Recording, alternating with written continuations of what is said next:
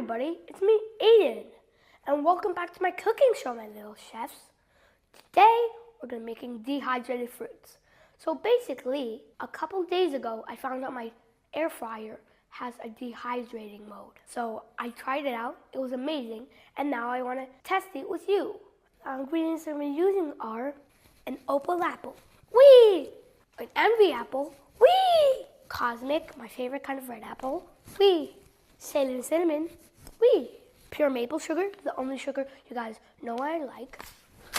I got the scales. Strawberries, the biggest flip ever.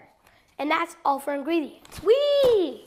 The items that I'm using are a bowl, a spoon, parchment paper, a serving plate, a strainer, a cutting board, a chef's knife, and a regular knife.